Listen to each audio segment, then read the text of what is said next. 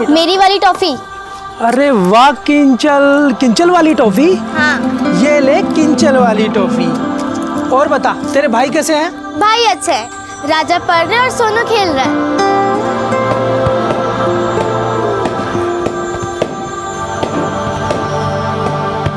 ये मेरी तरफ से एक केक, ये राजा के लिए और ये सोनू के लिए। Thank you uncle.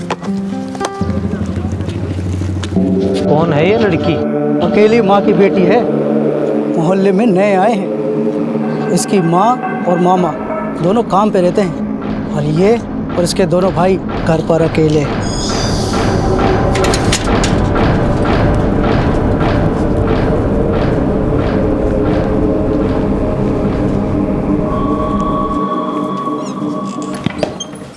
सोनू, जा। अरे राजा पढ़ाई कर रहा है? किंजल का है? माँ किंजल तो टॉफी लेने गई है, अभी तक नहीं आई, बहुत टाइम हो गया उसको। अभी तक नहीं आई? राजा तू सोनू का ध्यान रख, मैं अभी आती हूँ।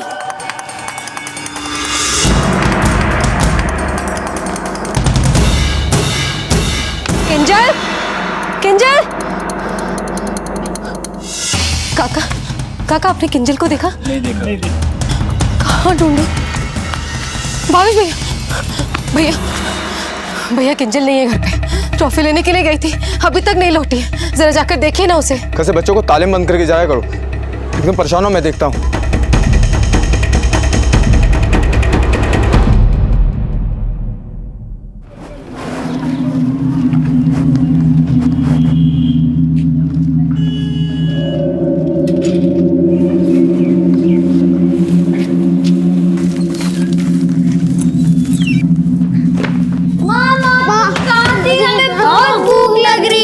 बेटा मैं देखो बाजारी तो गई थी ना, देखो क्या लेकर आई हूँ मैं। हाँ बिस्किट खाओ बैठ करके, और मैं भी जल्दी से दूध भी गर्म करके लेके आती हूँ। हाँ रोना नहीं बिल्कुल।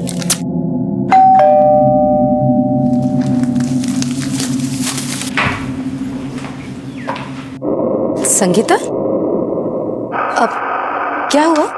क्या बात है, आजकल किंजल नहीं दिखाई दे रही, 2 दिन हो गए स्कूल भी नहीं आई। हाँ वो अब नानी के वहाँ गई हुई है ना, इसलिए। सब ठीक तो है ना? हाँ संगीता सब ठीक है। अच्छा ये लो, किंजल के क्लास टीचर ने उसके एग्जाम का टाइम टेबल दिया है, 3 दिन बाद एग्जाम शुरू हो रहे, एग्जाम से पहले किंजल को बुला लो।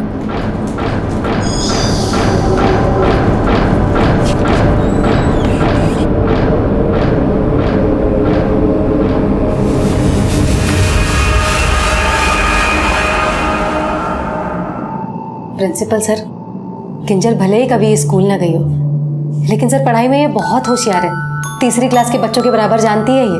वो तो ठीक है, लेकिन किंजल 9 साल की है, आपने इसको पहले स्कूल क्यों नहीं भेजा? ऐसी परिस्थितियां थी जो मैं आपको बता भी नहीं सकती। लेकिन सर मेरी किंजल का दाखिला ले लेंगे ना आप स्कूल में? क्यों नहीं? जिस देश में बेटी बचाने और बेटी पढ़ाने के लिए लोगों को जागरूक किया जाता हो, वहां आप जैसों की मदद करना हम अध्यापकों का फर्ज है। किंजल बेटा खूब मन लगा के पढ़ोगी ना? हाँ सर।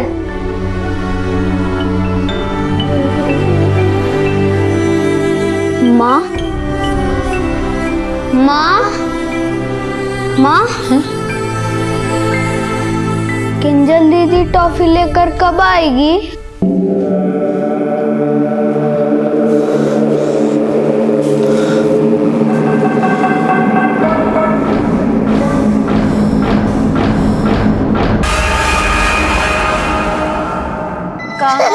कहाँ? यहाँ पकड़ लिया, बहुत हंस रही थी ना किंजल, पकड़ लिया किंजल। माँ किंजल दीदी तो है नहीं, आप भूल गई?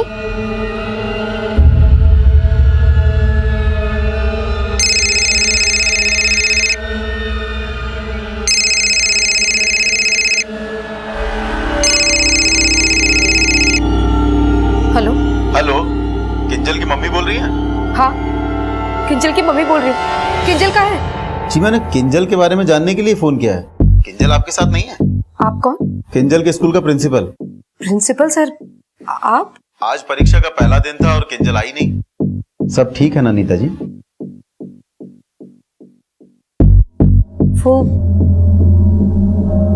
वो प्रिंसिपल सर, किंजल को बुखार हो गया है तो इस बार परीक्षा नहीं दे पाएगी वो।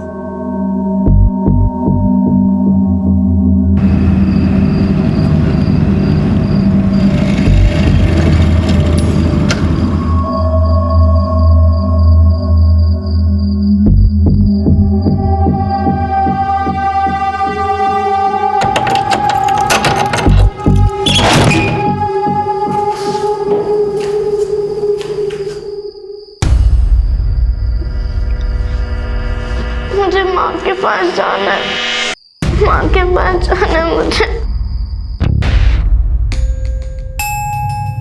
माँ, हम कहाँ जा रहे हैं?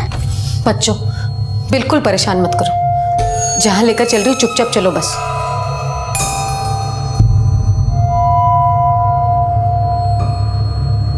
माँ, किंजल दीदी तो आई नहीं।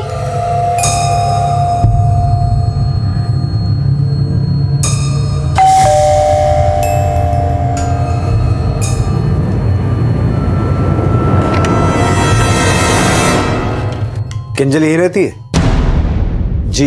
आप कौन? साहब, ये किंजल के मामा है भावेश और मैं माँ नीता। बात क्या है? किंजल कहाँ है? वो साहब, वो अपनी नानी के यहाँ गई हुई है। क्यों? किंजल के स्कूल में आपने कहा कि उसे बुखार है, वो एग्जाम भी नहीं दे सकती, लेकिन अभी आप लोग कह रहे हैं कि वो अपनी नानी के घर गई है। साहब, ये दोनों बात सही है। उसको बुखार था, उसका हवा पानी बदलने के नानी घर भेज दिया। लेकिन साहब, आप लोग ये क्यों पूछ रहे हैं? क्योंकि किंजल के स्कूल के प्रिंसिपल को लगता है कि आप लोग किंजल को लेकर कुछ छुपा रहे हैं। सर, किंजल की क्लासमेट किंजल के पड़ोस में रहती है। मैंने उसकी मम्मी से बात की तो मुझे लगा कि किंजल की माँ नीता जरूर कुछ छुपा रही है। ऐसा क्या छुपा रही है जो आपको हमारी मदद चाहिए? सर, हो सकता है किंजल का किडनैप हो गया हो और किडनैपर्स ने उन्हें धमकी दी हो कि वो इसके बारे में किसी को कुछ ना बताएं।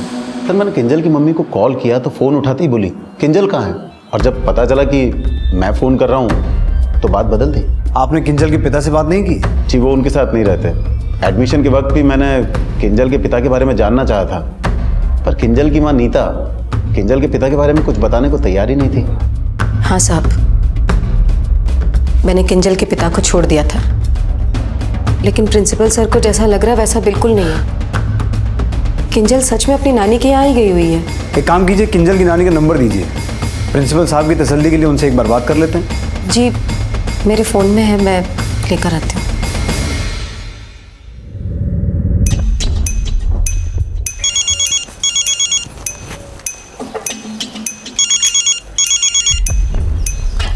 हेलो, किंजल की नानी बोल रही हैं? जी मैं किंजल की नानी बोल रही हूँ।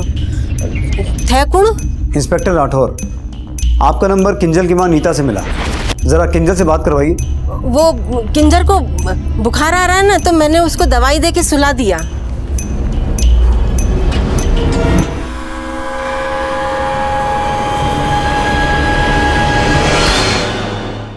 साहब, अब तो आपको तसल्ली हो गई होगी ना? आप लोगों को तकलीफ हुई उसके लिए माफ़ी चाहते हैं। फिर भी फॉर्मेलिटीज़ के लिए किंजल के पिता और उसकी नानी का नाम और पता दे दीजिए। तलवार, मुझे ऐसा लगता है ये लोग कुछ छुपा रहे हैं। एक कांस्टेबल को किंजल की नानी के घर भेजो। हो सकता है किंजल वहाँ ना हो और इन्हीं के कहने पर किंजल की नानी सच छुपा रही है। Okay sir. नीता, तुमने पुलिस को झूठ बोल के सही नहीं किया।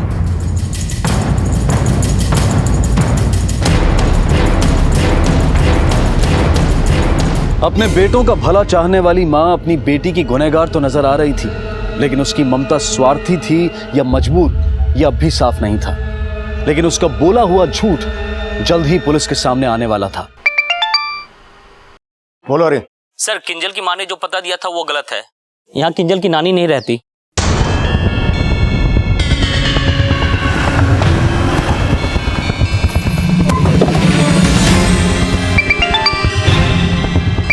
बोलो सिंह। सब उसके पति का एड्रेस भी गलत निकला।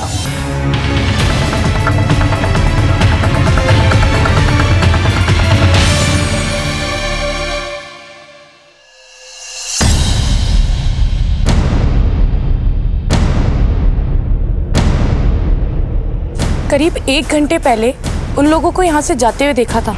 आपने पूछा कहाँ जा रहे हैं वो? नहीं साहब, मैं छज्जे पर थी, नीचे आई तब तक वो लोग जा चुके थे। सर, किंजल की माँ और मामा दोनों का फ़ोन बंद है। ये नीता और भावेश, इनके किसी दोस्त या रिश्तेदार के बारे में जानती हैं आप? नहीं साहब, वो लोग ज़्यादा बातचीत नहीं करते थे और 4-5 महीने पहले ही यहाँ आए थे और ये मकान भी किराए का ही है।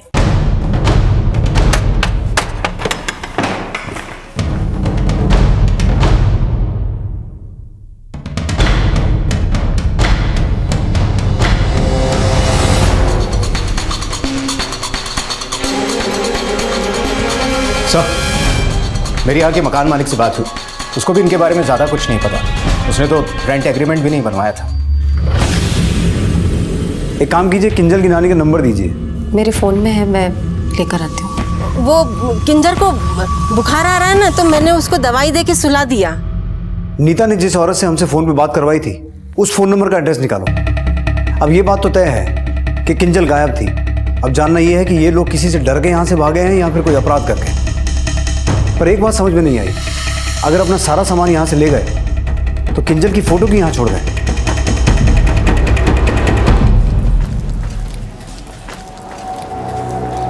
बेटा, अब किंजल दीदी को कभी मत याद कर, वो हमसे बहुत दूर जा चुकी है। लेकिन माँ। लेकिन कुछ नहीं बेटा, भूल जाओ कि कोई तुम्हारी बहन थी। हम किंजल को बहुत पीछे छोड़ा है, बहुत पीछे। चलो।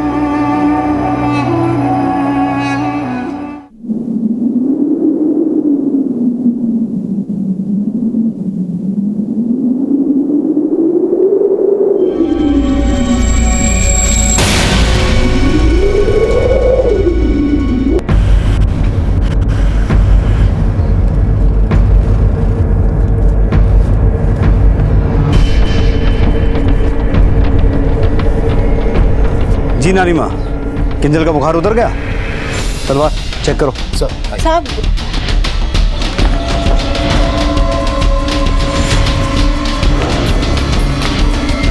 सर, बच्चे अंदर नहीं।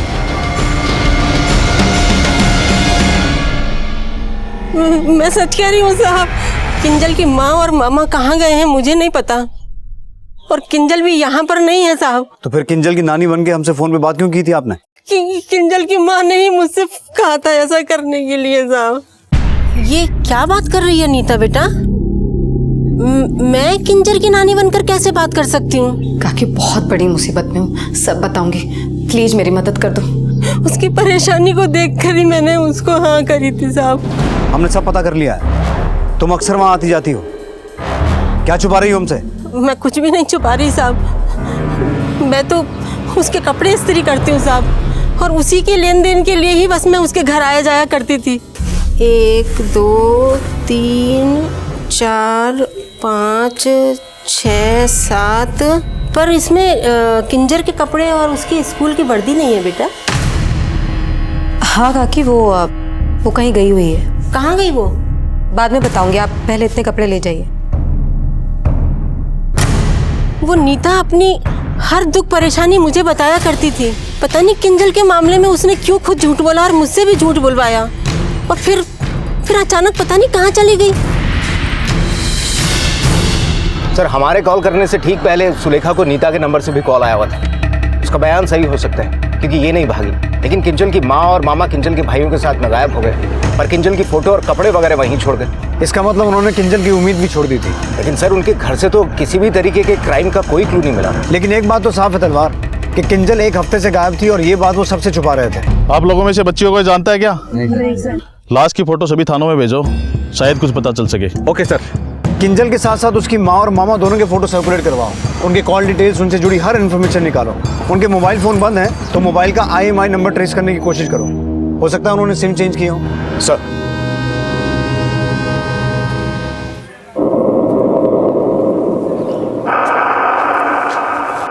ये क्या है? फोन।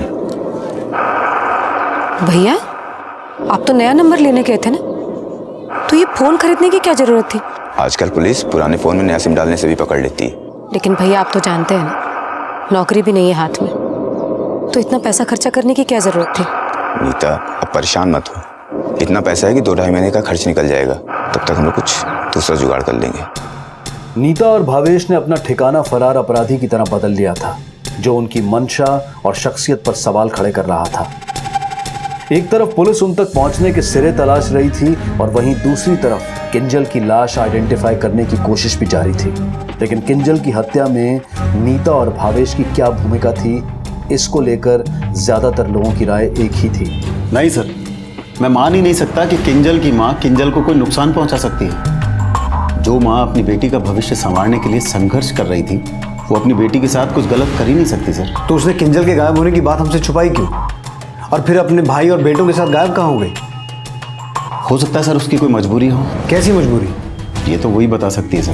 लेकिन सर, किंजल को गायब करवाने में उसके पिता का हाथ हो। शायद वो ऐसा करके किंजल की माँ को फिर से अपने पास बुलाना चाहता हो। सर, मैंने आपको पहले भी बताया था, एडमिशन के वक्त किंजल की माँ ने किंजल के पिता के बारे में बात करने से साफ मना कर दिया था। जहाँ तक मैं किंजल की माँ को समझ पाया हूँ, मुझे लगता है उसने अपनी ज़िंदगी में बहुत दुख देखे। उसका कोई ऐसा अतीत ज़रूर है जिसे वो याद भी नहीं रखना चाहती थी। अगर वो अपने अतीत को भुलाना चाहती थी तो फिर किंजल की यादें पीछे घर की छोड़ गई।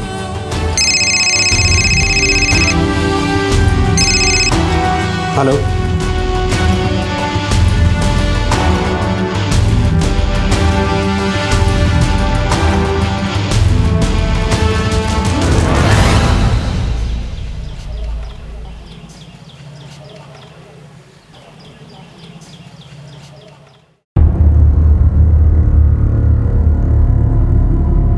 सर, हत्या गला घोट कर की गई थी। हत्या से पहले बच्ची को बुरी तरीके से पीटा गया था। बच्ची की बॉडी पर गहरी चोट के निशान मिले हैं, जो हत्या से पहले के हैं। हत्या कब हुई? सर, पोस्टमार्टम रिपोर्ट के हिसाब से हत्या 2 दिन पहले की गई थी। 2 दिन पहले? मतलब 21 अगस्त। हम किंजल के परिवार को 22 अगस्त को मिले थे और उसी शाम वो घर छोड़ के चले गए। तलवार, क्या वो लोग जानते थे कि किंजल मर चुकी है?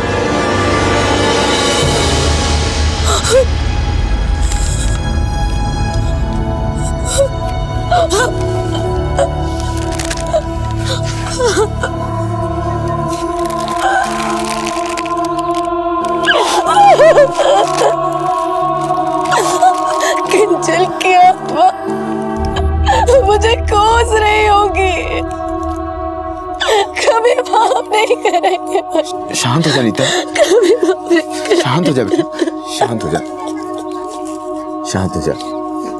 किंजल की माँ के कॉल रिकॉर्ड्स में से ऐसा कोई नंबर सामने आया है जिससे हमें किंजल के पिता की कोई लीड मिल सके? सर, नीता जिस मार्केटिंग कंपनी में काम किया करती थी, वहां पर एक बंदा है संतोष चौधरी। नीता अक्सर फोन पर उसी से बात किया करती थी। पता चला है कि दोनों अच्छे दोस्त थे। मैंने संतोष को फोन किया, लेकिन वो आउट ऑफ स्टेशन है, आ जाने वाला है। वो जैसे ही आए उसे यहाँ बुलाओ। सर, मेरी माँ की तबीयत खराब थी, इसलिए गांव चला गया था सर। तुम गांव गए थे, तुम्हारी दोस्त की बेटी गायब हो गई। तुम वापस आए तो तुम्हारी दोस्त ही गायब हो गई। हाँ सर, पता चला। तो ये पता है कि किंजल की माँ कहाँ है? नहीं सर।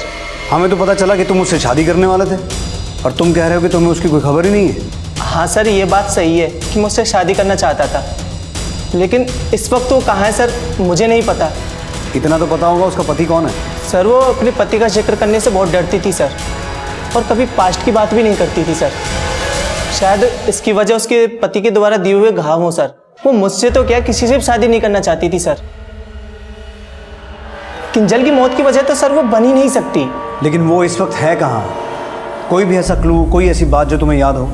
सर, वो बातों बातों में कभी एक गांव का नाम लेती थी सर। किस गांव का? जैतपुर सर। लेकिन सर ये नहीं पता कि उसके पति का गांव है या फिर उसकी माँ का गांव है सर।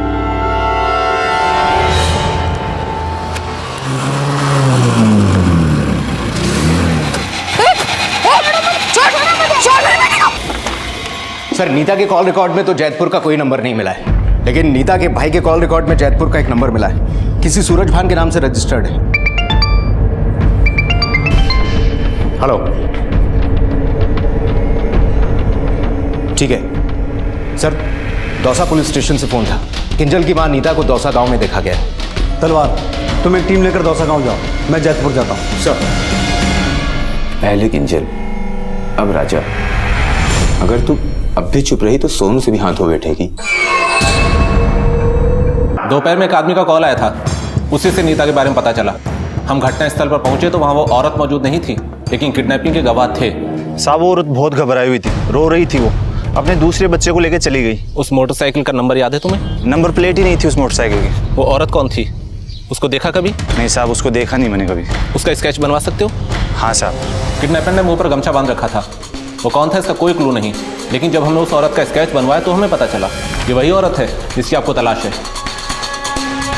उस औरत के बारे में कुछ इन्फॉर्मेशन मिली? हमारी टीम आसपास के गांव में सर्च कर रही है, शायद कोई क्लू मिल जाए। नीता और भावेश के दौसा में छुपे होने का क्लू तो पुलिस को मिला, लेकिन यह भी सामने आया कि किंजल के बाद नीता का छोटा बेटा भी किडनैप हो गया था। लेकिन वो किडनैपर कौन था और इस किडनैपिंग का मकसद क्या था, ये राज नीता की तलाश तक पुलिस को कई भूल भुलैया में उलझाने वाला था। जहां पुलिस का परिचय भावेश के माता पिता से तो हुआ, लेकिन चौंकाने वाली बात ये सामने आई कि नीता और किंजल का भावेश के माता पिता से कोई संबंध था ही नहीं। हमारे बेटे का दिमाग खराब था, जो ऐसी लड़की को अपनी बहन बना लिया। बड़ा बेटा मतलब? वो लड़की इसी गांव की है, बचपन से हमारे बेटे को जानती है। अपने पति को छोड़ के मेरे बेटे को लेके भाग गई, वो भी अपने 3 बच्चों के साथ। आप कहना क्या चाहते हैं? साफ साफ बोलिए। मेरा बेटा बड़ा बोला है, उसको मुंह बोली बहन बना लिया, जिससे कोई सगे वाला भी रिश्ता ना रखे। लेकिन उस लड़की का इस गांव में सगे वाला है कौन? उसके माँ बाप है। आपको जो पूछना है उनसे पूछो।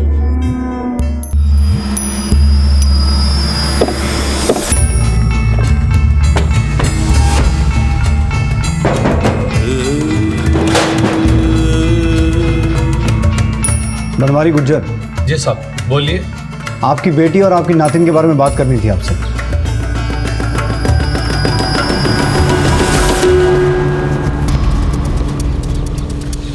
इसको जानते हो? हाँ साहब। कहाँ रहती है? अगली गली में रहती है साहब। साहब जिससे रिश्ता ही खत्म कर दिया, उसके बारे में क्या बात करनी? क्यों, ऐसा क्या हो गया था जो अपनी बेटी से नहीं बल्कि नवासा और नवासी से भी रिश्ता तोड़ लिया?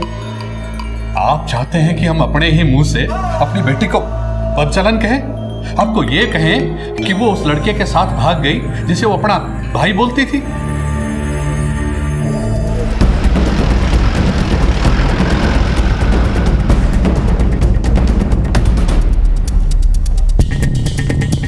सर ये वही घर है जहाँ वो भाई बहन रहते थे। सर ताला लगा हुआ है। तोड़ो ताला। मतलब अपने पति से तंग आकर वो आपके साथ रहना चाहती थी, लेकिन आप उसे वापस भेजना चाहते थे। एक पिता होकर अपनी बेटी को नहीं समझ पाया आप, और जिस आदमी ने भाई बनकर उसकी मदद करनी चाहिए, आप उस पर ही नहीं अपनी बेटी पे भी लांछन लगा रहे हैं। साहब आप उस लड़की के बारे में कुछ नहीं जानते। अरे वो हमारी तो क्या किसी की भी नहीं हुई, एक नंबर की एहसान फरामोश है।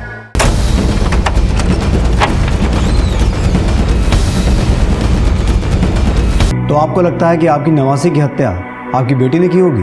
साहब हम कुछ नहीं जानते, हम उस बारे में बात भी नहीं करना चाहते। हमारा कोई रिश्ता नाता नहीं उससे। तो उसका नाता आपने जिसके साथ जोड़ा था, उस पति का पता ठिकाना बताइए। गांव वालों के बयान से साफ है कि मर्डर अटेम्प्ट से पहले नीता का बेटा किडनैप हुआ था। पहले किंजल की हत्या, फिर उसके भाई की किडनैपिंग और अब भावेश पे जानलेवा हमला। तलवार हो ना हो, इन सबका कनेक्शन इनके जैतपुर गांव से लगता है। हो सकता है नीता और उसका दूसरा बेटा भी किडनैप हो गए हों। तुम उनका पता लगाने की कोशिश करो, मैं नीता के पति से मिलकर आता हूँ। साहब किसी अजनबी को तो नहीं, पर हाँ उस आदमी की बहन को देखा था घर से निकलते हुए।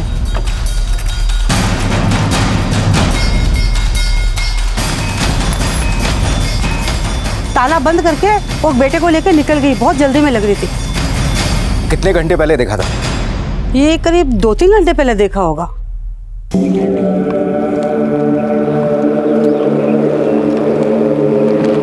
बिस्किट खा ले बेटा, ये ले खा।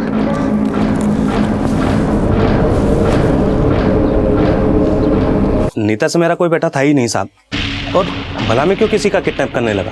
तो तुम ये बात साफ कर रहे हो कि किंजल के अपहरण और उसकी हत्या से तुम्हारा कोई कनेक्शन नहीं है? जब कोई कनेक्शन ही नहीं है तो साफ क्या करना साहब? मैं मानता हूँ कि किंजल मेरी बेटी है, लेकिन नीता से तलाक के बाद किंजल अपनी माँ के साथ ही रहा करती थी। कब हुआ तलाक? 7 साल पहले, जब से ना मैंने नीता की शक्ल देखी और ना ही किंजल की। तलाक हुआ क्यों था? उसे दूसरी शादी करनी थी साहब। वो दोनों लड़के उसके दूसरे पति के ही बेटे होंगे। हाँ साहब, सोनू और राजा नीता के दूसरे पति के ही बेटे हैं। तो पहले क्यों नहीं बताया कि नीता ने 2 शादियां की थी?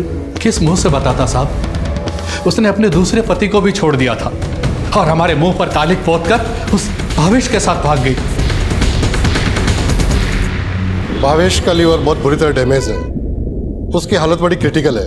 अभी ये भी कहना मुश्किल है कि वो सरवाइव करेगा कि नहीं।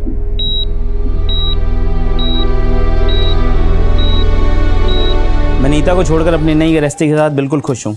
भला मुझे क्या पड़ी है जो मैं उस स्त्रीय चरित्र को ढूंढकर उससे बदला लूंगा। नीता को छोड़ दिया लेकिन बेटे तो तुम्हारे ही थे ना। हो सकता है उसकी बेटी को उठाकर तुमने अपना बेटा वापस मांगा हो, और जब उसने मना किया तो उसकी बेटी को मारकर अपना बेटा उठा लिया। सुना है तुम्हारी दूसरी शादी से तुम्हें बेटा नहीं है। आपको क्या लगता है साहब, जिस औरत को मैं चरित्रहीन समझता हूँ उसके बेटों को अपना खून समझूंगा? सर, गवाह और एविडेंस ये इशारा कर रहे हैं कि भावेश पर हमला नीता ने ही किया। नीता को घटनास्थल से बाहर चोरी छुपे भागते देखा गया। इसके अलावा ताले पर भी वही फिंगरप्रिंट हैं जो उस चाकू पर है जिससे भावेश पर हमला किया गया। भावेश पर हुए हमले के समीकरण नीता को सस्पेक्ट तो बनाते हैं, लेकिन वहीं दूसरी तरफ नीता के बेटे की किडनैपिंग के गवाह गांव वाले भी हैं। किंजल की हत्या में भी उस किडनैपर का हाथ हो सकता है, और भावेश पे हुए हमले में भी हो सकता है जो दिखाई दे रहा है वो सच ना हो। लेकिन सर, पूछताछ से तो यही सामने आया है कि भावेश के घर के आसपास किसी सस्पेक्ट को नहीं देखा गया। इसके अलावा किसी ने किडनैपर को भी नहीं देखा। उसकी बाइक पर तो नंबर प्लेट भी नहीं थी।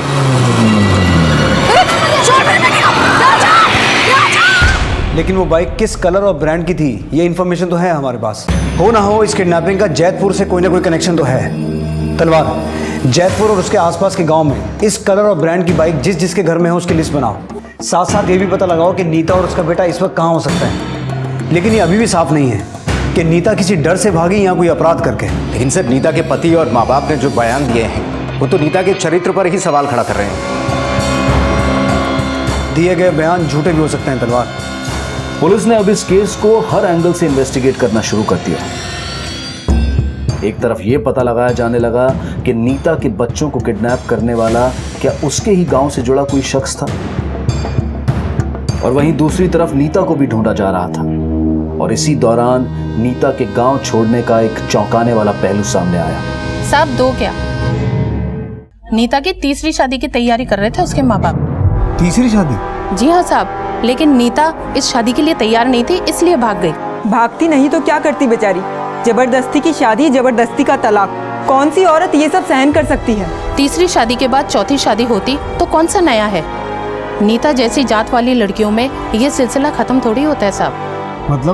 मतलब साहब, ये जैतपुर वाले नाथा प्रथा को मानने वाले हैं। सर, नीता की पहली शादी 17 साल की उम्र में 2007 में हुई। 2010 में उसका तलाक हो गया। तलाक के 3 महीने बाद ही उसकी दूसरी शादी मटरू से हुई। उसी दौरान नीता के पहले पति ने दूसरी शादी कर ली। नीता का दूसरा तलाक 2013 में हुआ। तलाक के 3 महीने बाद मटरू ने भी दूसरी शादी कर ली। इससे साफ है कि उसी दौरान नीता का रिश्ता भी कहीं तय हुआ होगा। यानी कि हो सकता है कि नाता प्रथा की बदहाली से डर के ही नीता गांव से भागी हो। नाता प्रथा पुनर्विवाह से जुड़ी एक पारंपरिक प्रथा है। इस प्रथा का चलन मध्यकालीन युग में राजस्थान के पिछड़े हुए समुदाय में हुआ, लेकिन आज भी राजस्थान के कई गांव और कस्बों में ये प्रथा प्रचलित है। ये प्रथा विधवा या पतियों द्वारा छोड़ी गई स्त्रियों को दूसरी या तीसरी शादी का अधिकार देने के लिए बनी थी, जिसका मकसद था बेसहारा औरतों को एक नई जिंदगी देने की कोशिश। लेकिन बदलते वक्त के साथ ये प्रथा मन मर्जी के अलगाव और बिन मर्जी की शादियों में तब्दील हो गई। पुरुष वर्ग इतना हावी हो गया कि इस प्रथा की आड़ में पत्नियों की अदला बदली तक होने लगी। शगुन सौदा बन गया और पिता और पंचों की भूमिका लेन देन के दलालों जैसी हो गई। और हाल ये है कि जो प्रथा औरतों की भलाई के लिए बनाई गई थी, वही प्रथा आज औरतों की बदहाली का कारण बनकर सामने आ रही है। नीता की भी 2 शादियां हुई थी और उसके पिता ने उसकी तीसरी शादी भी तय कर दी थी, जिससे तंग आकर नीता अपने मुंह भोले भाई की मदद से अपने बच्चों को लेकर ये गांव छोड़कर चली गई थी। लेकिन नीता का पिता अब भी उसके चरित्र पर सवाल उठा रहा था। साहब, दूसरे गांव वाले कान भर रहे हैं आपके। हम इस नाता प्रथा को नहीं मानते। साहब, उस लड़की ने अपने पहले पति को छोड़कर खुद दूसरे को पसंद किया, और जब दूसरे से जी भर गया ना तो तीसरा घर बसाने के लिए बोली, और लेकिन भाग गई चौथे के साथ। अपने पाप छुपाने के लिए उस रिश्ते पर लांछन लगा रहे हो जिसने तुम्हारी बेटी के भविष्य के लिए अपने माँ बाप गांव सब छोड़ा। लगता है उसकी भलाई के में रास नहीं आई। उसको मरवाने में भी तुम्हारा ही हाथ है और नीता के बच्चों को गायब करवाने में भी। कौन थे वो किराए के टट्टू जिन्होंने ये सब किया? हमने कुछ नहीं किया। लगता है उस नीता को कोई पांचवा पसंद आ गया होगा, इसलिए वो भावेश और बच्चों से अपना पीछा छुड़ा रही होगी। माँ तुम कुछ बोल क्यों नहीं रही हो माँ? माँ तुमको किंजल दीदी और राजा भैया की याद आ रही है ना माँ?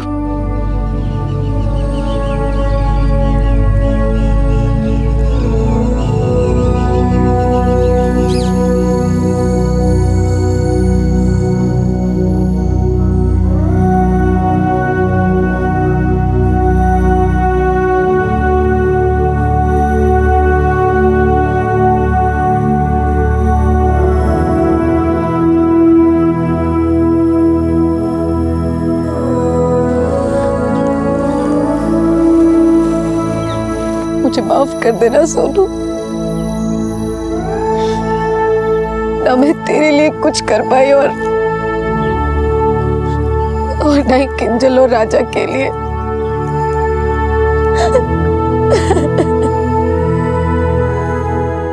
ना ही नीता के माँ बाप सीधे हैं, ना ही उसके दोनों पति। इन सबके कॉल रिकॉर्ड्स, किन के साथ उठते बैठते हैं, हर एक डिटेल निकालो। और हाँ, उस तीसरे आदमी का भी पता करो जिसका नीता के साथ नाता जुड़ने वाला था। उसके पास भी नीता और भावेश को मारने का मोटिव है। सर, जिस रंग और ब्रांड के बाइक की हमें तलाश थी, वैसी बाइक भवेश के चचेरे भाई गणेश के पास है।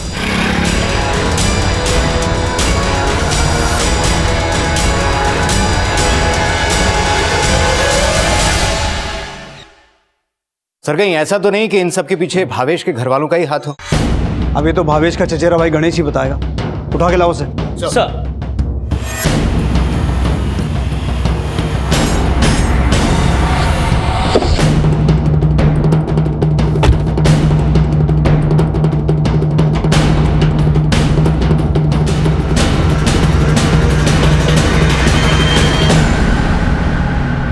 साहब भावेश तो खुद मुझसे बाइक मांग के लेके जाता था। तो तू ये बोलना चाहता है कि भावेश ने उन बच्चों को किडनैप किया जिनको उसने खुद सहारा दिया?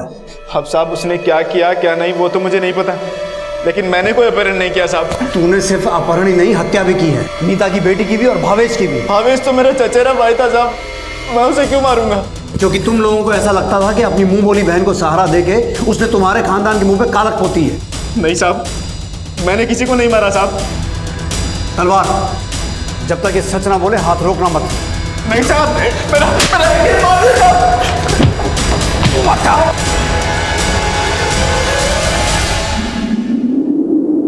माम यहाँ क्यों आए हैं?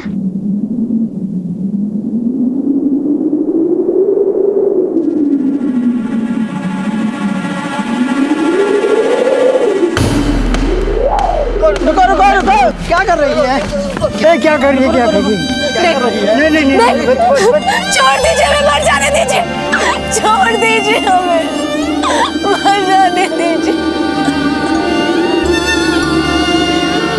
मर जाने दीजिए हमें। सर भावेश के चचेरे भाई गणेश ने तो कुछ नहीं उगला, लेकिन हो सकता है कि उसने ये कांड खानदान की इज्जत बचाने के लिए नहीं बल्कि नीता के बाप से पैसे लेकर किया। वो कैसे? नीता के बाप से बोलचाल थी उसकी, और नीता के बाप ने अपने हैसियत का जो रोना रोया था वो झूठ था। नीता की हर शादी के वक्त उसके बैंक अकाउंट में मोटी रकम जमा हुई थी। उसने नीता की तीसरी शादी 2 लाख रुपए एडवांस लेकर इस आदमी से तय कर दी थी। ये भी जैतपुर गांव का रहने वाला है, इसका नाम है बिशंबर। नीता के बाप ने इससे कहा था कि वो नीता को ढूंढकर उसका तीसरा नाता इसी से करवाएगा। हेलो, ठीक है सर, नीता का पता चल गया है। उसने अपने बेटे के साथ में आत्महत्या करने की कोशिश की, लेकिन गांव वालों ने उसे बचा लिया।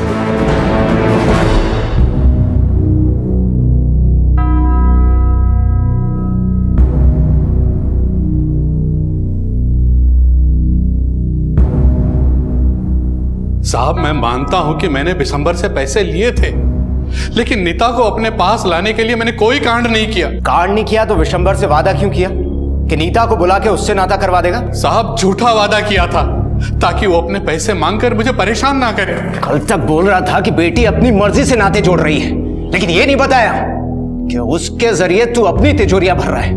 पहली शादी से 4 लाख, दूसरी से 7 लाख और तीसरी के लिए 2 लाख रुपए एडवांस लिया था। साहब मैं कोई सौदा नहीं कर रहा था, जो हमारी बिरादरी में प्रथा है मैं तो वही निभा रहा था। कल तक अपनी बेटी पर लांछन लगा रहा था और अब अपने लालच को प्रथा का नाम दे रहा है।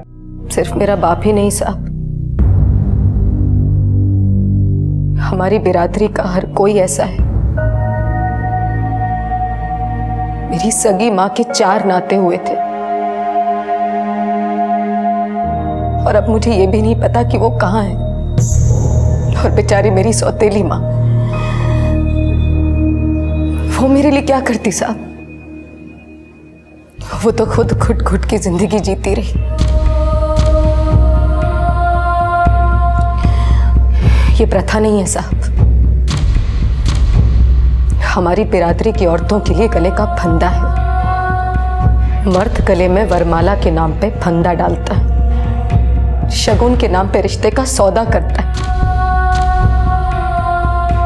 पिता पंच सब अपनी जेबें भरते और हम औरतें साहब, औरतें आंखों में आंसू भर के रह जाती।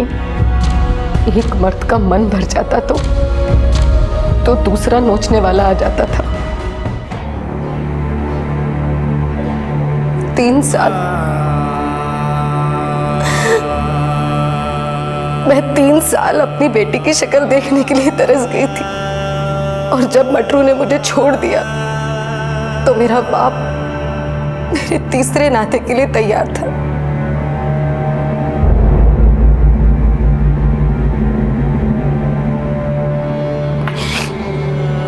साहब मैं डर गई थी।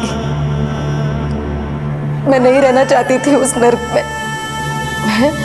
मैं अपने और अपने बच्चों की जिंदगी बचाने के लिए वहां से डर के भाग गई। लेकिन मैं भूल गई थी साहब, ना मैं अपनी जिंदगी सुधार पाऊंगी और ना ही अपने बच्चों की। नाता प्रथा की बदहाली से उभर कर नीता अपने बच्चों को एक नई जिंदगी देना चाहती थी, लेकिन अपने अतीत का खौफ उस पर इतना हावी हो चुका था कि वो किसी को अपने गांव और माता पिता के बारे में बताने से भी डरती थी। लेकिन पुलिस उससे ये जानना चाहती थी कि उसने किंजल के अगवा होने की बात उनसे क्यों छुपाई।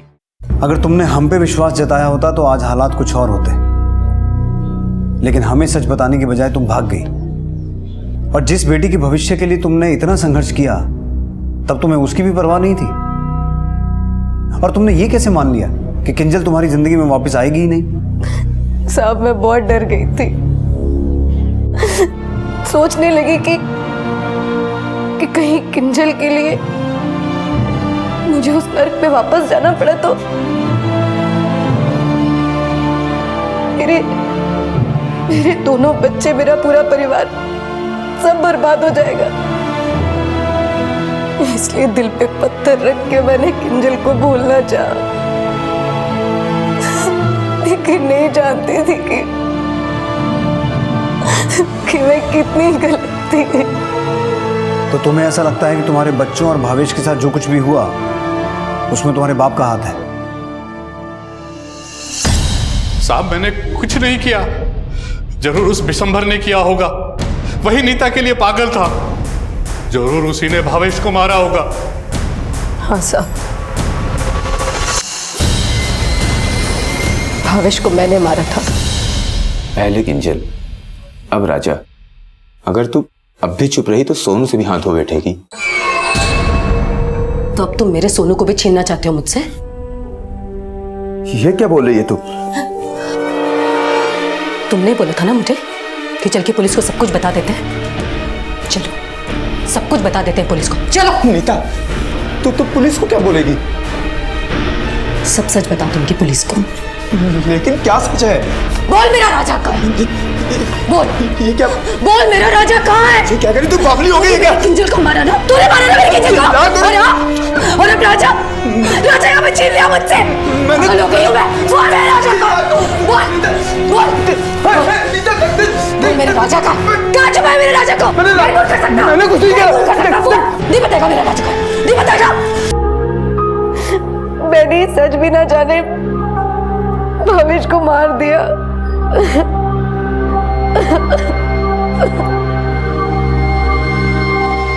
भावेश मरा नहीं है।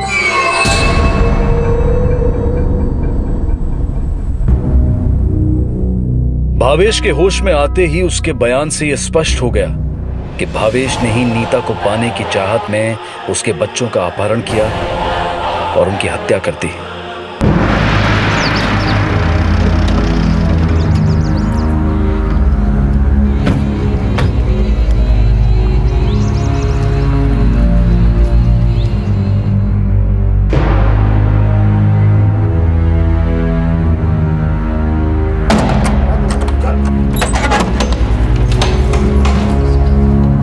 रिश्ते भरोसे पर बनते हैं और भरोसा जीतने की कोशिश वो भी करते हैं जिनकी नीयत में खोट होती है। सामने वाले के मन को पढ़ पाना आसान नहीं है, लेकिन चोट खाकर सीखने से बेहतर है कि हम कम से कम इतना सतर्क रहने की कोशिश तो जरूर करें कि चोट खाने से पहले सामने वाले की मंशा को भांप सके। क्राइम पेट्रोल की पूरी टीम की तरफ से आप सबको होली की ढेर सारी शुभकामनाएं। हम आशा करते हैं कि आपकी होली सुरक्षित और खुशियों के साथ बीती होगी। चलो चलो। पापा कहाँ जा रहे हैं? बोलो ना, 1 घंटे से पूछ रहा हूँ आपसे। बेटा पापा बोलो ना आप। बताता हूँ बेटा। बेटा हम लोग टेरेस पे जा रहे हैं। तुमने इस घर का टेरेस नहीं देखा ना अभी तक? नहीं, लेकिन वहाँ हम लोग क्या करेंगे? चलो बताता हूँ। मैं खामखा मेरा टेरेस होमवर्क से पूरा शहर दिखता है, चलो आओ। सच्ची? हाँ हाँ बेटा, मामा को भी आना। ये देखो।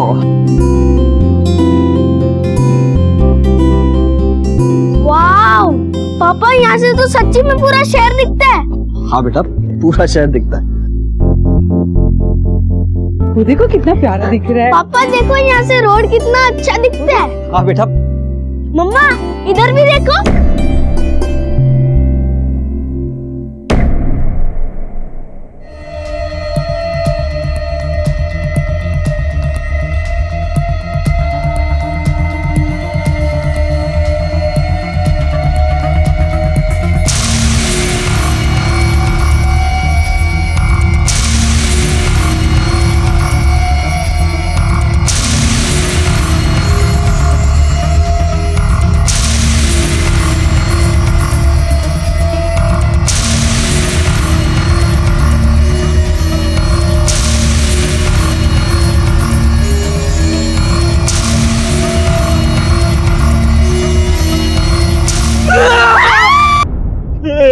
पापा ये क्या किया आपने? पापा। अर्जुन! अर्जुन! दरवाजा खोलो अर्जुन! नहीं खोलूंगा। खोल दरवाजा! नहीं खोलूंगा।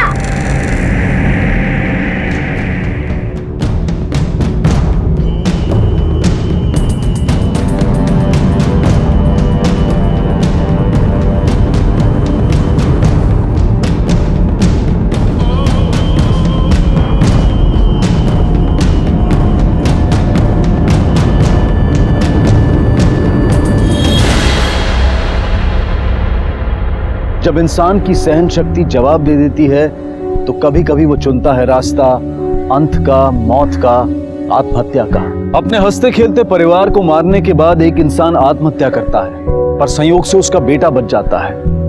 आखिर कौन था यह इंसान और ऐसा क्या हुआ था उसकी जिंदगी में कि जिससे मजबूर होकर उसने अपना जीवन ही समाप्त कर लिया? वजह जो भी हो, लेकिन इस हादसे ने सबके विश्वास पर एक सवालिया निशान लगा दिया था। आज की ये कहानी एक ऐसा ही चौंका देने वाला केस है।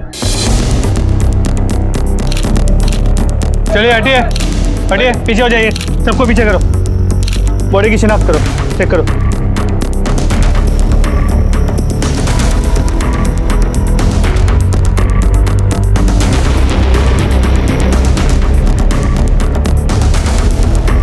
चौहान सर, बॉडी को पोस्टमार्टम के लिए भेज। सर इनका घर चेक करते हैं, देखते हैं कोई सुसाइड नोट वगैरह है क्या। तो दरवाजा खोलो। सर ये लोग यहाँ कब आए थे रहने के लिए? थोड़े दिन पहले। और कोई था घर में? सुजीत का लड़का अर्जुन दिखाई नहीं दे रहा है। सुजीत को लड़का भी था? सर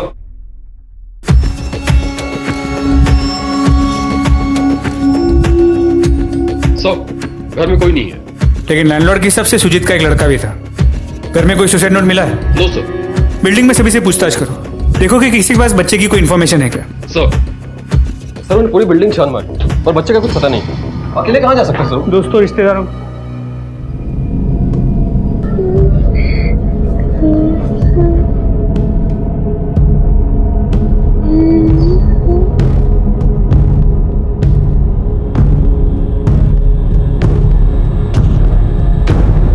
अर्जुन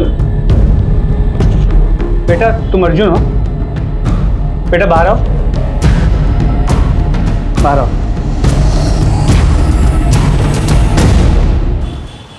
पुराने कपड़े देके नए बर्तन दे लो। ओम भूर्भुवः स्वः तत्सवितुर्वरेण्यं भर्गो देवस्य धीमहि धियो यो न प्रचोदयात्।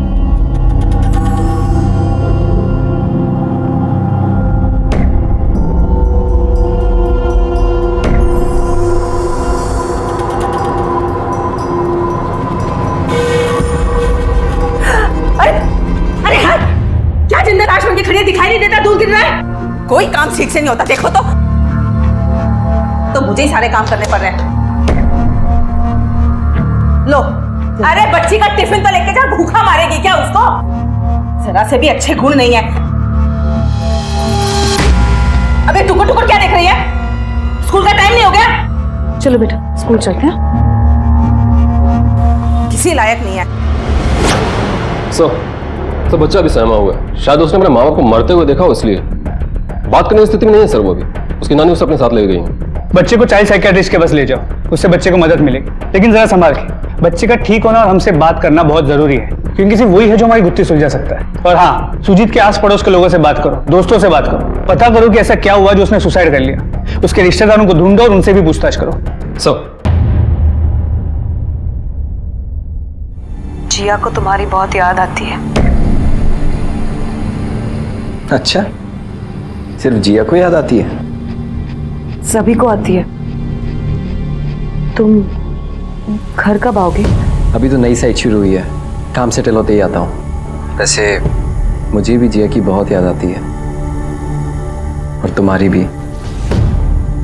I love you.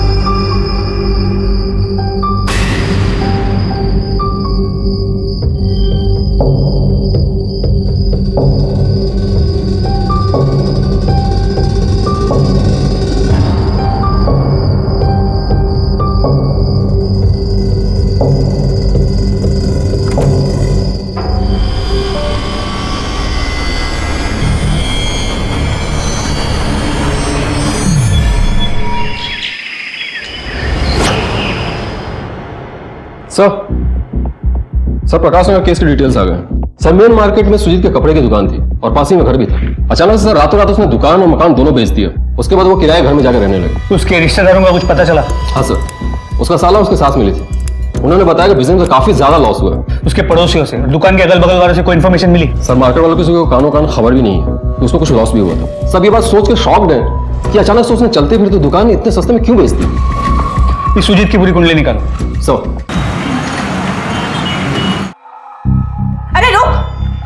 इतनी रात को कहां से आ रही है तू? तुझे पता नहीं आज मैंने जगराते पे जाना था अनिल के यहाँ? माँ जी मैं अभी खाना बना के दे देती हूँ। हाँ अरे रुक, तेरे गहने कहाँ हैं? माँ जी वो जौहरी को दिए पॉलिश करवाने के लिए, उन लोग कल लौटा देंगे। इतने तो पुराने नहीं हुए थे जो तूने पॉलिश करने के लिए दे दिए? वो जौहरी के यहाँ स्कीम चल रही थी। तो ये मंगलसूत्र क्यों नहीं दिया? माँ जी अगर इसे चमकाती तो इसमें लगे छोटे छोटे हीरे निकल जाते। मैं खाना बना देती हूँ। जबान तो इतनी चपड़ चपड़ चलाती है, हीरे निकल जाते। खाना बनाएगी? इसकी शक्ल देखे तो अच्छी अच्छी भूख खत्म हो जाए। इससे अच्छा तो मैं जगराते में ही चली जाऊं, देर हो रही है मुझे।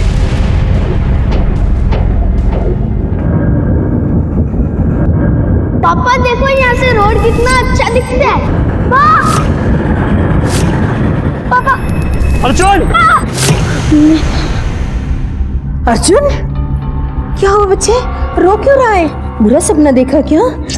अच्छा बड़ी मम्मा है ना तेरे पास? हाँ तो फिर क्यों रोएगा? अच्छा अच्छा सोएंगे सोएंगे सोएंगे। मेरे पास हो जा। अच्छा अच्छा आजा मेरे बच्चों।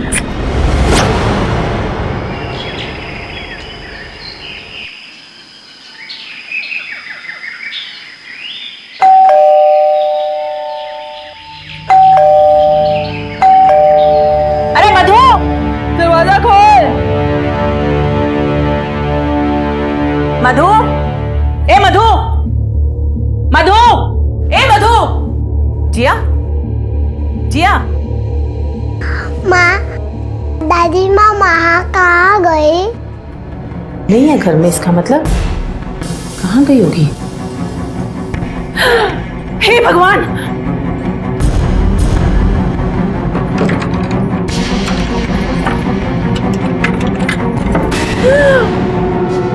लुट गई। हाँ माँ। रोनित, भाग गई वो। अरे तेरे सारे पैसे लेके भाग गई, तेरे खून पसीने की कमाई चली गई बेटा। अरे माँ, आप आराम से बताइए हुआ क्या है? कहा था ना मत सड़क से उठाकर उसको घर में लेकर आ और सर पे बिठा। माँ, हो सकता है वो किसी मुसीबत में हो। आप पहले जाके पुलिस में कंप्लेन कीजिए। प्लीज आप अभी जाइए।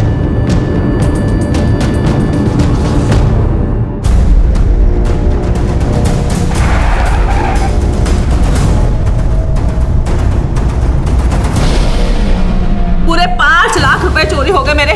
देखिए यहीं पर रखे थे मैंने सारे पैसे और जेवर, अब सब गायब हैं। इतनी बड़ी रकम घर में क्यों रखी थी?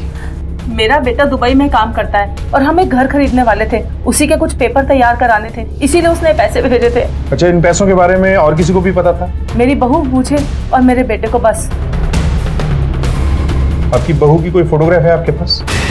आपको पक्का शक है कि ये सब आपकी बहू का किया धरा है? शक? अरे मुझे तो पूरा यकीन है ये सब उसी ने किया है। सारे पैसे लेकर भाग गई अपने आशिक के साथ। दादी मम्मी कहाँ गई?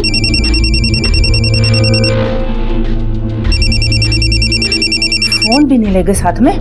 किसके साथ अफेयर चल रहा था उसका? अरे मुझे क्या पता वो कलमुहा कौन था। हमें तो बस रोज कहकर ये निकलती थी कि छोटी बच्ची को स्कूल छोड़ने जा रही है। बाद में पता चला कि स्कूल जाती ही नहीं थी। एक्चुअली जिया 4-5 दिनों से स्कूल नहीं आ रही है। क्या? जिया 4-5 दिन से स्कूल नहीं जा रही? क्यों नहीं महारानी, तू रोज जिया को छोड़ने स्कूल जाती है ना, फिर उसको स्कूल से फोन कैसे आ गया कि वो स्कूल नहीं आ रही? माँ जी, वो अपनी जिया नहीं, कोई और जिया होगी जो शायद स्कूल नहीं आ रही होगी। मैं आज ही स्कूल जाकर बात करती हूँ। अब कोई जवान औरत झूठ बोलकर घर से निकलेगी तो साफ साफ है ना अपने आशिक से ही मिलने जा रही है। पैसे तो गए, हमारी इज्जत भी चली गई। कोई जाता है क्या ऐसे छोटी सी बच्ची को छोड़कर? अगर सास की बात सही निकली कि मधु का किसी के साथ अफेयर चल रहा है, तो ऐसा भी हो सकता है कि सारा पैसा मधु लेकर भाग गई हो, क्योंकि अमूमन ऐसे केसेस में औरतें छोटे बच्चों को घर छोड़कर भाग जाती है। सतीश, अगर मधु का वाकई किसी के साथ चक्कर चल रहा है तो उसके कॉल रिकॉर्ड्स में जरूर कुछ ना कुछ निकलेगा।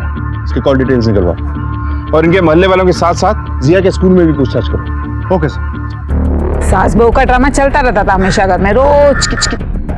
दोनों की कभी नहीं पटती थी, हमेशा क्लश हुआ करता था।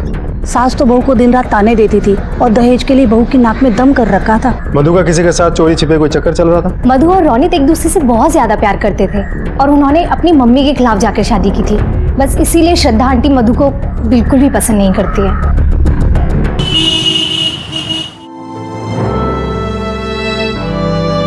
बच्चा अभी तक सदमे में है, रात को उठ के रोने लगता है, चिल्लाने लगता है, बहुत डर जाता है। ये देखो चॉकलेट, आपको अच्छी लगती है चॉकलेट? देखो चॉकलेट।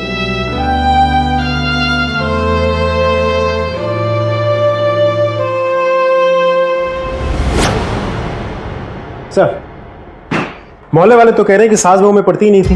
दहेज को लेकर सास हमेशा बातें सुनाती थी बहू को। फिंगरप्रिंट्स रिपोर्ट से कुछ मिला? सर, अलमारी में टोटल 3 फिंगरप्रिंट्स मिले। एक शारदा देवी के, घर के बाकी सामान के साथ मैच करके देख लिया। दूसरे फिंगरप्रिंट मधु के, लेकिन तीसरे फिंगरप्रिंट अलमारी और गेट के अलावा कहीं नहीं मिला। सतीश, ये तीसरे फिंगरप्रिंट्स किसके हो सकते हैं? सर, मधु के पति तो दुबई में रहता है, घर पे किसी का आना जाना भी नहीं। मधु की कॉल डिटेल से कुछ मिला? सर, कॉल डिटेल देख के लगता तो नहीं है किसी के साथ उसका चक्कर चल रहा था। और मधु का रूटीन सिंपल है, जिया को स्कूल लेकर जाती है और स्कूल से घर वापस ले आती है। जिया के स्कूल में पूछताछ करो, हो सकता है वहां से कोई ना कोई सुराग मिले। Okay sir.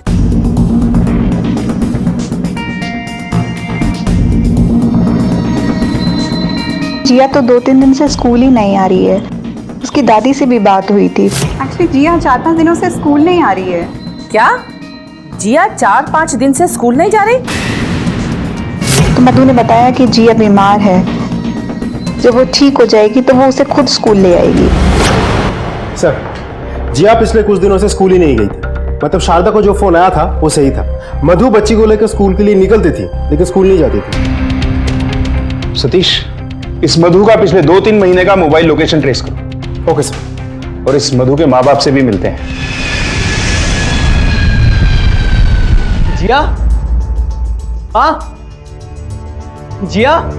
पापा पापा, मम्मी कब आएगी?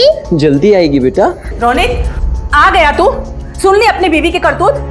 और तू अब नहीं आने वाली तेरी मम्मी? हाँ देख लिया ना, कहा था ना मैंने, मत सड़क से उठा के ला उसे। ले गई ना सारे पैसे भाग के। माँ मधु ऐसा कुछ नहीं कर सकती। कुछ नहीं कर सकती तो मैं पागल हूँ? झूठ बोल रही हूँ? अरे कुछ दिन पहले सारे जेवर गायब थे उसके, सिर्फ मंगलसूत्र था गले में। बेच दिए होंगे और क्या? सिर्फ मंगलसूत्र था? हाँ सिर्फ मंगलसूत्र था। माँ, मधु जरूर किसी मुसीबत में। मैं अभी आता हूँ। ए तू कहाँ चल दिया? सर, मेरी वाइफ का कुछ पता चला? देखिए, हमारी छानबीन चल रही है। वैसे आपको क्या लगता है, आपकी पत्नी मधु इतने सारे पैसे लेकर घर छोड़कर कहाँ जा सकती है? सर, मैं आपसे कह रहा हूँ वो जरूर किसी मुसीबत में। तुमको कुछ बताना है, प्लीज जल्दी आ जाओ ना। प्लीज सर, उसे ढूंढिए। क्या मधु के गायब होने का कारण रौनक की गैर मौजूदगी है, या श्रद्धा की कोई करतूत, या फिर कोई और ही वजह है जो अब तक सामने नहीं आई है? बेटा, अंकल को बताओ।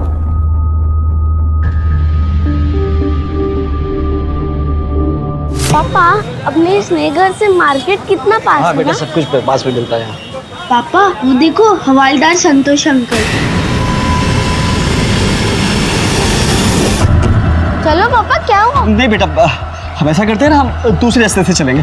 लेकिन इधर ही अपना घर ना। नहीं बेटा, वहां से चलेंगे ना। चला जा। लेकिन इतनी दूर पापा, उधर चलो। चलो ना। आगे देखो। डरो मत, बताओ क्या बोल रहे थे? पापा पुलिस वाले अंकल से डरते थे। सर, मधु के मोबाइल के पिछले कुछ महीनों की लोकेशन ट्रेस हो गई है। ज्यादा करके लोकेशन जिया के स्कूल के आसपास की है। जिया के स्कूल की टाइमिंग क्या है? सुबह 9 से 12। रोज उस समय मधु के लोकेशन उसी स्कूल के पास की है।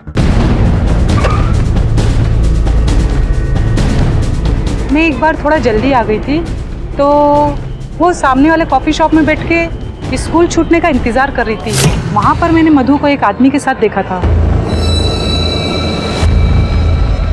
कौन आदमी? आप जानती हैं उसे? नहीं, मैं उसे नहीं जानती और मैंने उसका चेहरा भी नहीं देखा। इस लेडी को जानते हैं आप? हाँ सर, ये एक आदमी के साथ आती थी और वो लोग यहाँ बैठकर घंटों बातें किया करते थे। जिस आदमी के साथ ये आती थी, आप जानते हैं उसे? नहीं सर, पर हाँ उन दोनों को देखकर ऐसा लगता था कि वो दोनों एक दूसरे को बहुत अच्छे से जानते हैं। फिर भी उसका नाम पता कुछ तो जानते होंगे आप? नहीं सर, वो तो नहीं पता, पर वो आप लोगों की तरह ही खाकी पैंट और बूट पहनकर आता था। आपके यहाँ कोई सीसीटीवी कैमरा वगैरह कुछ नहीं? नहीं सर। क्यों? सर अभी अभी शॉप चालू की है हमने सर, बस जल्दी लगवा लेंगे। आप स्केच बनवा सकते हैं उस आदमी? हाँ सर, बिल्कुल।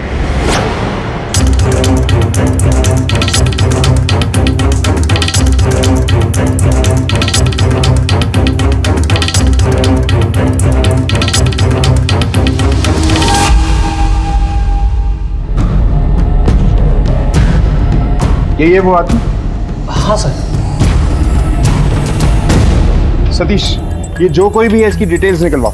सर, ये भी तो हो सकता है कि आदमी पुलिस वाला ना हो, क्योंकि खाकी पैंट और जूते सिर्फ पुलिस वाले नहीं पहनते। सर, हो सकता है कि मधु का इसका साथ ही अफेयर चल रहा हो और मधु इसी के साथ भाग गई हो, और वो तीसरा फिंगरप्रिंट्स भी इसी आदमी का हो सकता है। सर सतीश, ये जो अभी अभी हमें लीड मिली है कि ये कोई पुलिस वाला हो सकता है, इसे हम लाइटली नहीं ले सकते।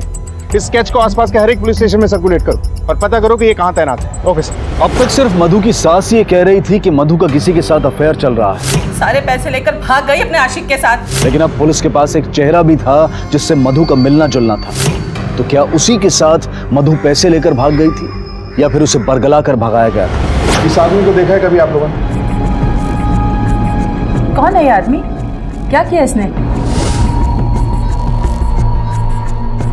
नहीं सर, मैं इसे नहीं जानता। इस आदमी को कई बार आपकी पत्नी के साथ स्कूल के पास वाले कॉफी शॉप में देखा गया है। देखा, जानती थी मैं एक दिन खानदान की नाक कटवा के रहेगी है। बस हो गया ना सारा गुड़ गोबर। अरे मेरी बात पर विश्वास नहीं था, अब तो वर्दी वाले भी कह रहे हैं, अब तो मान ले। नहीं सर, मेरी मधु ऐसा कुछ नहीं कर सकती। जरूर कोई और बात रही होगी। सर, इस केस को भोपाल के सभी पुलिस स्टेशन में भेज दिया। पूरे भोपाल शहर में ऐसा कोई पुलिस वाला है ही नहीं सर। सारे खबरियों, बीट चौकी और पूरे एमपी में इस स्केच को सर्कुलेट करो। ये जो कोई भी है इसकी पूरी जानकारी निकालो। इसकी पूरी कुंडली चाहिए मुझे। घर गृहस्थी संभालने वाली एक आम स्त्री मधु के इस तरह अचानक अपनी बेटी जिया को छोड़कर गायब हो जाने से रौनित की जिंदगी में खलबली मच गई थी। लेकिन रौनित का मधु के प्रति अटल विश्वास पुलिस को इस तहकीकात में दूसरे और सिरे तलाशने के लिए मजबूर कर रहा था। क्या कोई पुलिस वाला वाकई इसमें शामिल था या फिर महज इस खाकी वर्दी को इस्तेमाल किया जा रहा था?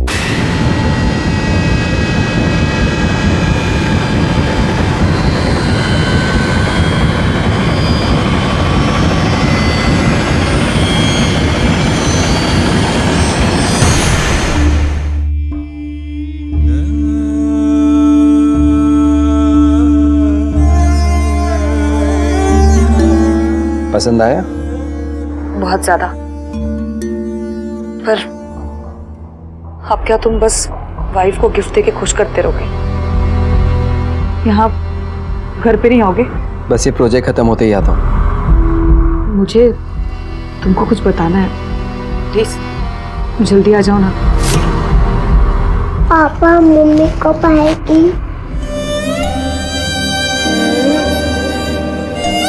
बहुत जल्दी आएगी बेटा। सर, मधु का इस आदमी के साथ कोई लेना देना नहीं था, कोई चक्कर नहीं चल रहा था, तो इससे मिलती क्यों थी?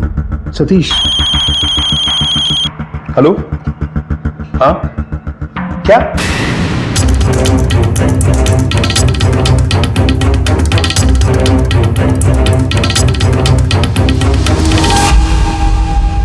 सिर्फ तो मधु की बॉडी लगती है। मधु की फोटोग्राफ है? हाँ सर, फोटो दिखाओ। जी सर, मधु ही है। सतीश, बॉडी को पोस्टमार्टम के लिए भेजो और रोनित और उसकी फैमिली को इन्फॉर्म करो। Okay sir.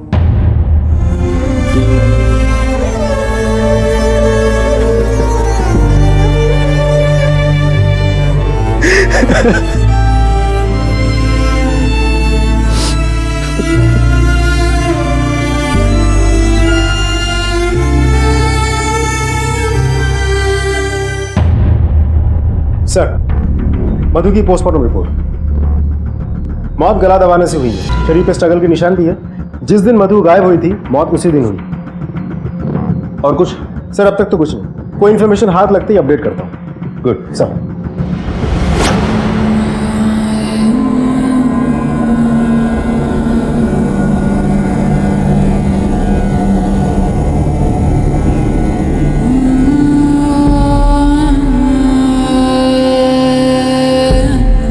रौनक, तुम हो तो बहुत दूर ना। अरे कहाँ?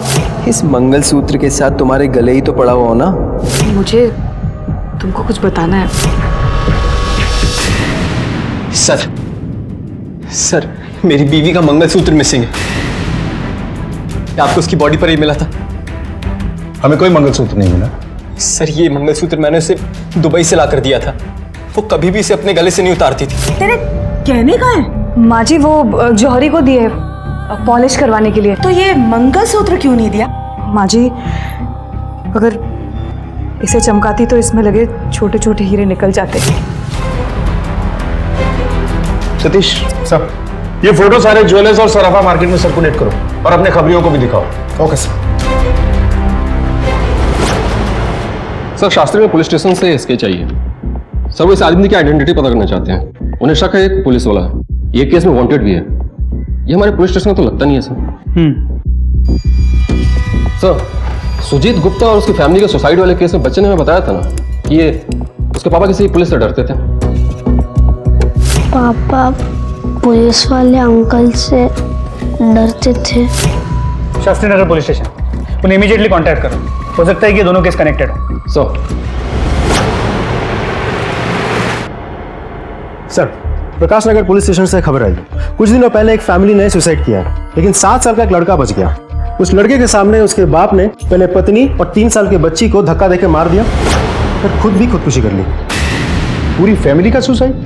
डिटेल्स क्या है? सर, बच्चे के बाप का नाम है सुजीत गुप्ता, बिजनेसमैन था। सुसाइड करने से पहले उसने दुकान और मकान दोनों ही बेच दिया और भाड़े के मकान में शिफ्ट हो गया। उसी मकान के टेरेस पर से पहले उसने पत्नी और बच्ची को धक्का देकर मार दिया, फिर खुद भी कूद गया, लेकिन इन सब में से वो 7 साल का बच्चा बच गया। सुसाइड की वजह? सर, छानबीन से पता चला है कि दिवालिया होने की वजह से उसने सुसाइड कर लिया था, लेकिन चौंकने वाली बात तो यह है कि बच्चे ने बयान दिया है कि उसके पिताजी पुलिस वालों से डरते थे। पुलिस वालों से डर? इस केस में किसी पुलिस वाले का चेहरा सामने आया? अब तक तो नहीं सर, लेकिन इंक्वायरी चल रही है। सर, दोनों केसेस में शक पुलिस वाले पे ही जाता है। इस बच्चे से पूछताछ करते हैं।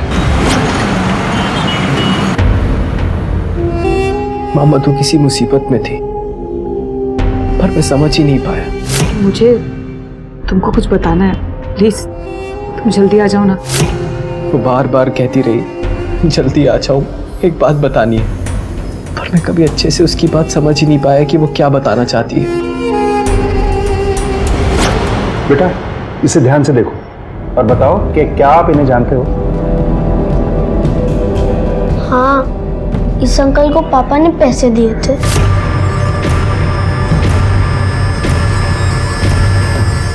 ये बहुत गंदे अंकल है। वहां से आने के बाद पापा बहुत अपसेट रहते थे। बेटा, क्या ये अंकल पुलिस वाले हैं? पुलिस वाले हैं कि नहीं पता नहीं, पर पापा जब कभी भी किसी भी पुलिस वालों को देखते तो वो डर जाते। अच्छा बेटा, आपके पापा हमेशा से पुलिस से डरते थे या पिछले दिनों में कुछ ऐसा हुआ था जिससे वो डरने लगे? पहले तो पापा की पुलिस वालों के साथ दोस्ती थी, वो फ्रेंड्स थे, वो हर रोज उनकी दुकान पे आते थे। पर 3-4 महीने से पापा पुलिस से डरने लगे और फिर किसी भी पुलिस वालों को देख के अपना रास्ता बदल देते थे। ठीक है, आप इसे ले जा सकती हैं। चलो। दोनों ही केसेस में एक आदमी का इन्वॉल्व होना और सुजीत का पुलिस से डरना। सतीश, पुलिस के सारे रिकॉर्ड चेक करो और देखो कि ये स्केच किससे मिलता है। मुझे इस आदमी की पूरी आइडेंटिटी चाहिए। जो खाकी वर्दी एक आम इंसान को सुरक्षा मुहैया कराती है, उसी खाकी वर्दी का उस इंसान के मन में ऐसा कौन सा खौफ बैठ गया था जिसे निकाल पाना उसके लिए नामुमकिन हो गया था।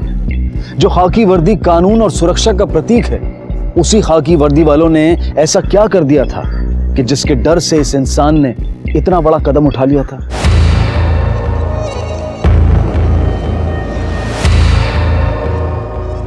बेच रहा है? आपको थोड़ा इंतजार करना पड़ेगा क्योंकि दुकान अभी खुली है, कैश मंगवाना पड़ेगा। आप बैठिए ना।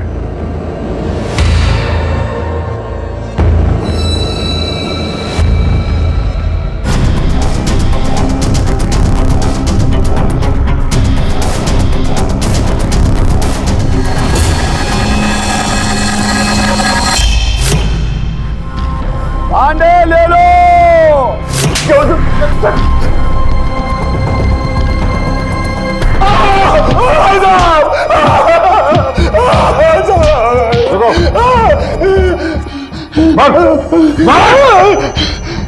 साहब, वो मंगलसूत्र मुझे रास्ते में पड़ा मिला था साहब। तेरे फिंगरप्रिंट्स मैच किए हैं हमने। मधु के घर के दरवाजे पर, अलमारी पर, सब जगह तेरे फिंगरप्रिंट्स हैं। क्यों मारा मधु को? पैसे कहाँ हैं? मैं मानता हूँ साहब, मैंने मंगलसूत्र चुराया साहब, लेकिन मैं उसे नहीं मारा साहब, और पैसे भी मेरे पास नहीं है साहब। वो 200 आदमी ने। बर्तन दे दो। बर्तन वाले, इधर इधर। हाँ साहब, भांडे चाहिए। पैसे कमाना चाहता है? पैसे? अबे चिल्लर की नहीं, हजारों की बात कर रहा हूँ। हजारों? काम कम, दाम ज्यादा। साहब, काम क्या करना होगा साहब? देख, तेरे काम की वजह से यहाँ के घरों में जाना जाना तेरा, कौन कितना मालदार है, कितना पैसा किसके पास है, ये तो तू जानता ही होगा। बस तुझे एक छोटा सा काम करना है। ये पैसे वाले लोग हैं ना, अपने घरों में पैसे कहाँ रखते हैं, इसका अंदाजा लगाना और मुझे बताना है। इस बार फंसुमाते ना साहब। अरे पुलिस वाले के होते, डरने का नहीं। ये देख,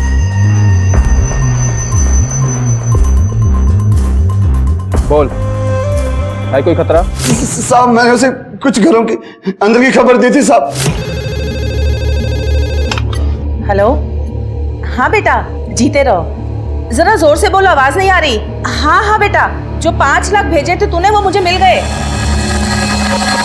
उसने मुझे पैसे दिए थे साहब, और वो फिर उस रात आया साहब और बोला चल लंबा हाथ मार दे साहब। फिर हम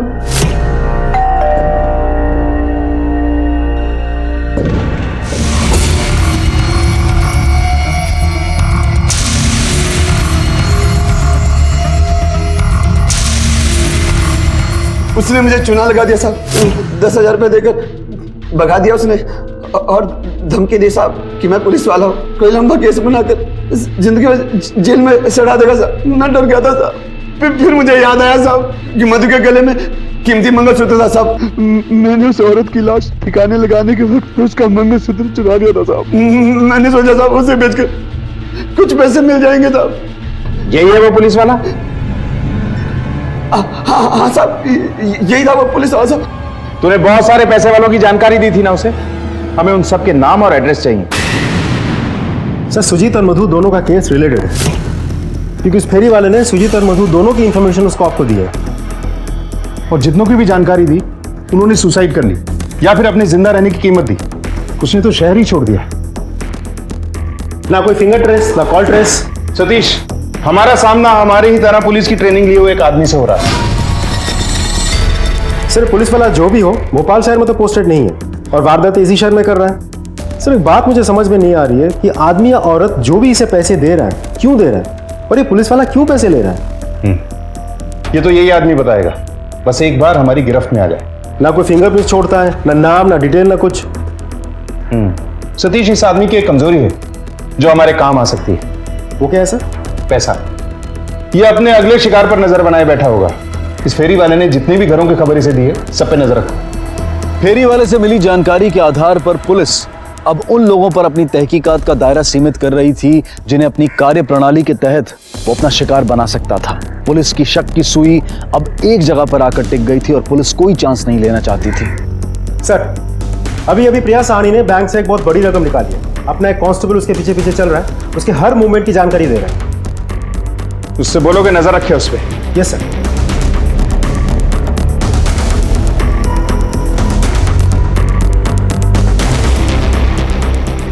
सर।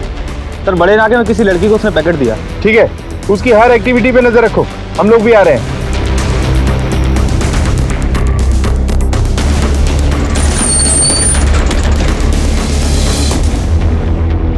तुम प्रिया को पैसे दे रही थी, बता तुम्हारा उस लुटेरे आदमी के साथ क्या कनेक्शन है? बोल। बताती हूँ, मैं सब बताती हूँ। उसका नाम कमल है, वो रतलाम में अभी PSI, पर कुछ ही दिन हुए वो यहाँ आया है। मैं उसे बचपन से जानती हूँ। मुझे तो ना अपनी लाइफ में खूब सारे पैसे कमाने हैं, लाखों करोड़ों रुपए, गोनी भर भर के।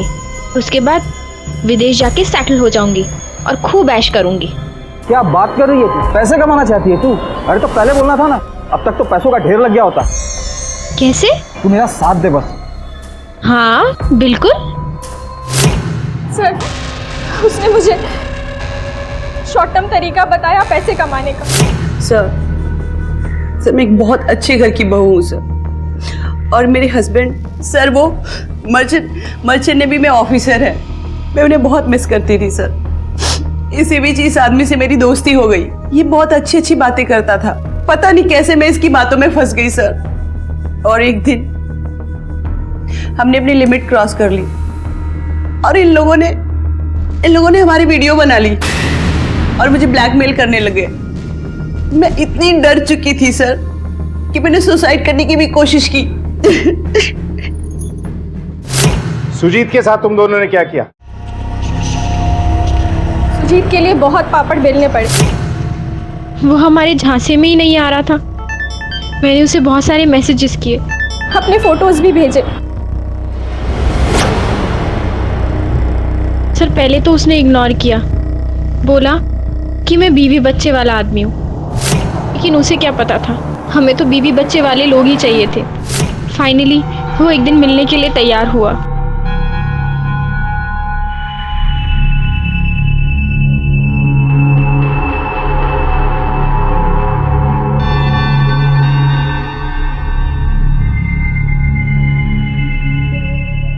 क्या बात है चिकने, इतना क्यों शर्मा रहे हो?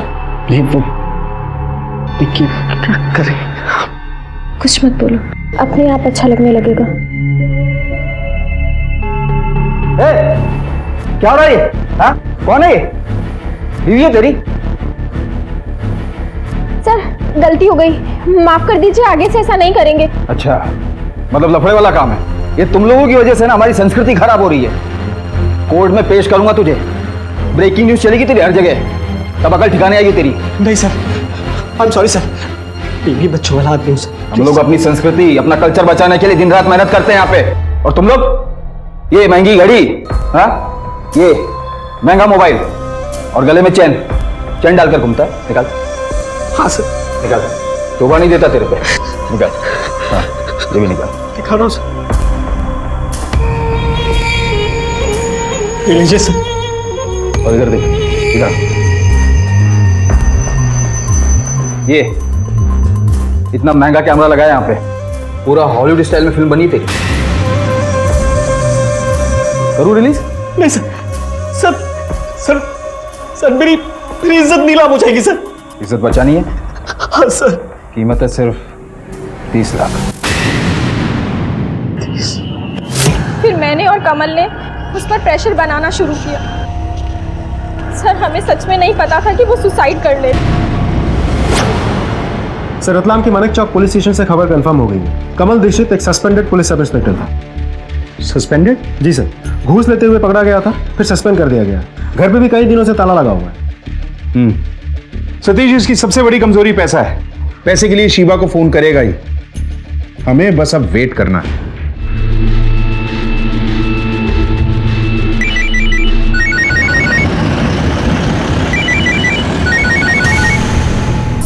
फोन उठा। हाँ पैसे मेरे पास ही है। वहीं मिलते हैं, हमेशा वाली जगह पे। ठीक है।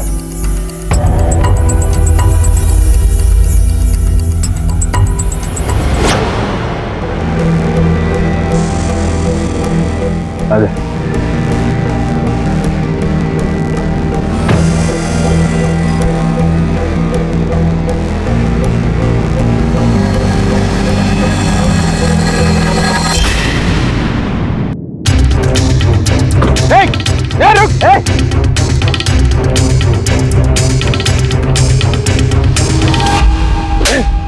तोड़। कब से कर रहा है ये सब? कैसे करता है? और कौन कौन शामिल है तेरे साथ?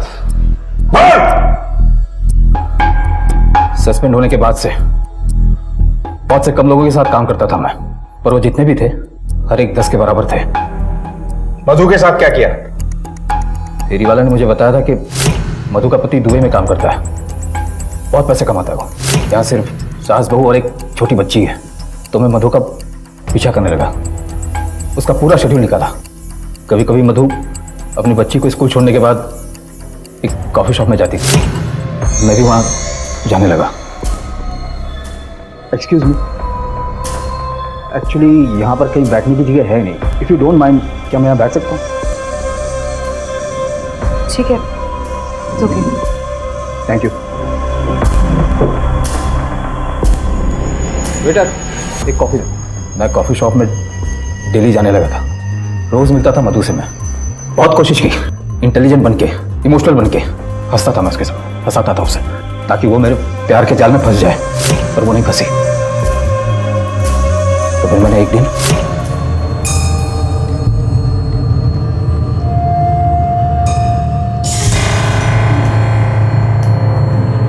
कॉफी।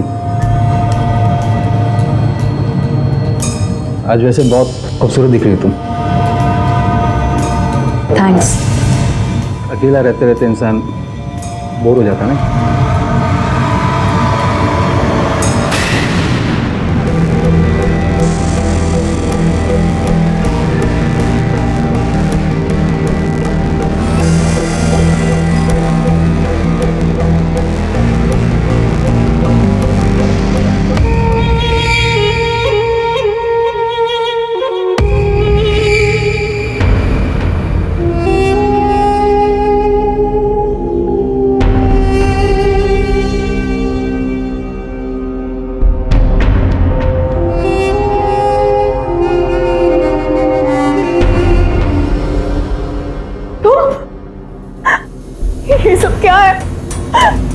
ज्यादा बोल मत, तकलीफ हो जाएगी। अभी अभी तो हमने प्यार की आखिरी सीढ़ी पार की है, और जो कुछ भी हुआ है ना हमारे बीच, वो सब कुछ इस फोन में रिकॉर्ड है।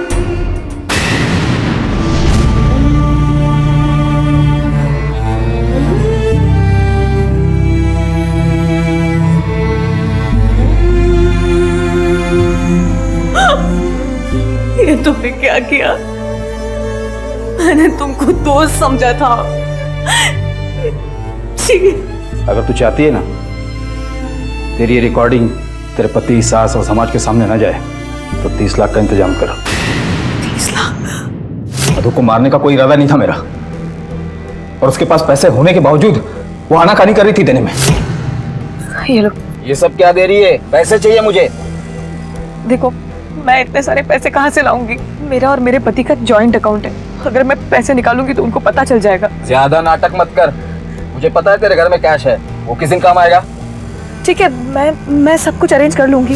इसलिए उस रात में मधु के घर गया पैसे लेने के लिए। अब तक तुम्हारी बातों में आकर मैंने बहुत कुछ गलत कर दिया। अब मैं गलत नहीं करूंगी। पुलिस जनता की रक्षक होती है, भक्षक नहीं। तुझ जैसे पुलिस वालों की वजह से जनता पुलिस वालों पे भरोसा करने से कतराती है।